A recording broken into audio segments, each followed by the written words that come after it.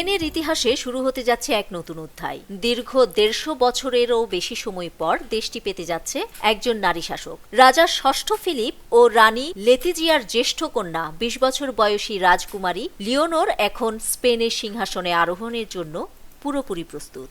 ১৮০০ এর দশকে শাসন করা রানী দ্বিতীয় ইসাবেলার পর লিওনোর হবেন স্পেনের প্রথম কুইন রেগনান্ট, অর্থাৎ স্বয়ং সার্বভৌম নারী শাসক। এটি শুধু রাজতন্ত্রের ইতিহাসেই নয়, আধুনিক স্পেনের রাজনৈতিক ও সাংস্কৃতিক ধারায়ও একটি বড় পরিবর্তনের ইঙ্গিত। ১৭০০ সালের শুরু থেকে স্পেন শাসন করে আসছে বুর্রো রাজবংশ।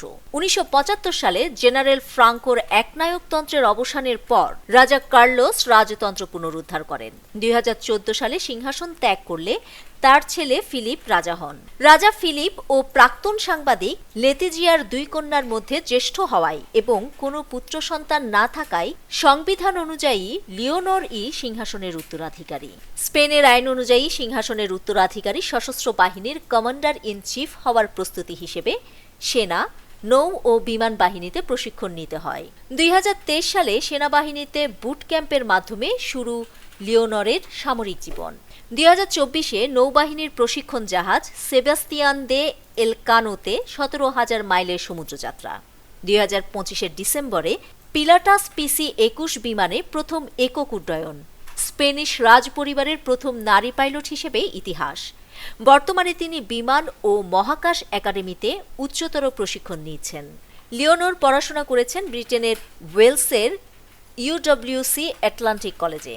আন্তর্জাতিক রাজনীতি ও সংবিধান বিষয়ে স্নাতক সম্পন্ন করেছেন তিনি। ভাষা জ্ঞানেও অনন্য। স্প্যানিশ, কাতালান, ইংরেজি, ফ্রান্স, আরবি ও ম্যান্ডারিন সহ ৬টি ভাষায় সাবলীল। আধুনিক বিশ্বের চ্যালেঞ্জ মোকাবিলায় প্রস্তুত।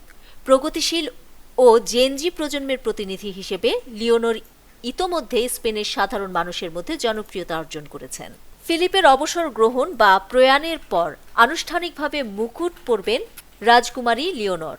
সেই সঙ্গে স্পেনের রাজতন্ত্রে শুরু হবে এক নতুন যুগ, যেখানে নেতৃত্বে থাকবেন একজন তরুণ, শিক্ষিত ও আধুনিক নারী শাসক। নিউজ ডেস্ক, দৈনিক পূর্বকোণ।